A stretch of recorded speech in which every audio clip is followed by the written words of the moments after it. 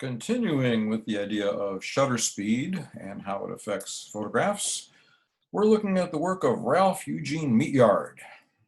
Now, Meatyard was an amateur photographer. He made his living as an optometrist, lived in Louisville, Kentucky in the 60s and 70s. Like a lot of other people, he did pictures of his friends and family, but his photographs are not your typical family snapshots. In Meatyard's work, we see a strange kind of alternative reality that he created through his photography.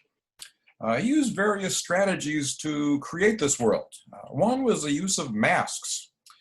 Here in this photograph, we see a bunch of people sitting on these grandstands with masks on. Now, when we see masks like this is usually around Halloween. You know, kids are having fun, they've got their bag of candy. But here, this is very different. It's as if this is how they actually look here. They look almost bored sitting there like they're stuck in this position. Also, another theme in Meatyard's work is the idea of loss of identity. And the numbers here, I think, symbolize that. You know, the idea of people being replaced by numbers rather than names. Decay, entropy, the idea of things falling apart is central to Meatyard's vision. Here we see an old house, and he would look for these places out in the countryside. He would find old abandoned houses as backdrops for his work. Again, the idea of decay. We see the door of this house, and it's cracking, the paint is peeling off of it, water damage. And then in the dark corner of the door there, we see this face coming out of the darkness. Now again, it's just a Halloween mask, but by putting it in the corner and the edges of it get lost in the shadows, it almost looks like some kind of spirit entity coming out of the dark at us. When we see children in photographs, symbolically, they often signify hope, the idea of a bright future. But in this picture, the child is surrounded by darkness, a symbol of dread. And in the bottom, we see the opposite of the symbol of life, death. We see a human skull. And the skull is even creepier because the skull still has eyes in it, zombie-like. Now, when you put things together in a photograph, even unrelated things, you force a juxtaposition. You create a relationship between those objects. Here we see three things. We see a mannequin, a mirror, and a man. Now, if we look closely at the man, his sleeves are rolled up, and you notice he's missing one of his arms. He has an artificial arm there. Now, the story here is that this man had cancer. And back in the 60s and 70s, cancer treatments were a lot more primitive then. And basically, if they found a cancer in you, they would cut off the part that had the cancer, figuring they would keep the cancer from spreading. Problem with that was that if you had cancer in your extremities, you usually had it start somewhere else first. But at the time, they would just keep lopping off body parts, trying to keep the cancer from going any further. Now, on the left side of the picture with the mannequin, you see the mannequin has no legs and no arms. Basically, it symbolizes this man's future. And when you lose your head, well, that's it. You're done. Kind of a grim photo here. And I think that's why he's got the mirror in the middle of the picture. Notice it's not reflecting anything but light. It's pure brightness. A lot of people, when they have near-death experiences, they talk about seeing a light or moving towards a light. So I think this is Meatyard's symbolism for some kind of afterlife.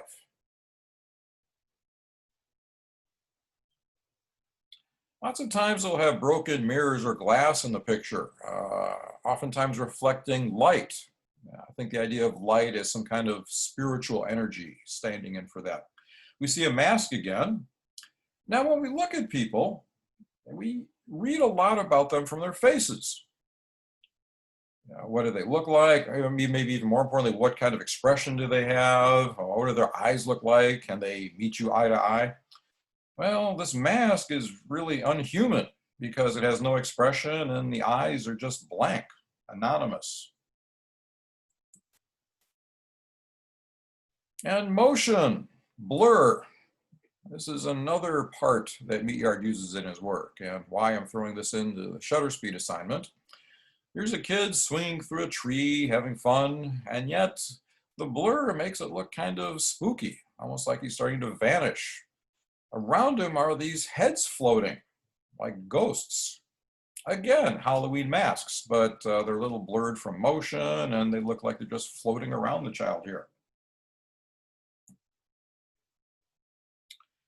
Here's another kid, and what he's doing here, he's waving his arms up and down. Now, by waving them fast and with a long enough shutter speed, the arms, as you can see here, just disappear. They've just gone away. Now, above him, you'll notice there's like torn wallpaper and marks on the wall, which look a lot like wings. So what kind of people have wings? Angels. So another not too big of a stretch to the symbolism of some kind of afterlife here. Others have pointed out that that porthole above his head looks like a halo.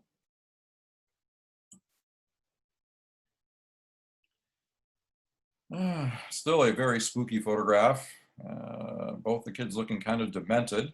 The one on the right with that crazy mask on his face, which really does look like it's part of him. And then the girl on the left, where the motion is wiping out her features and making her look pretty crazy.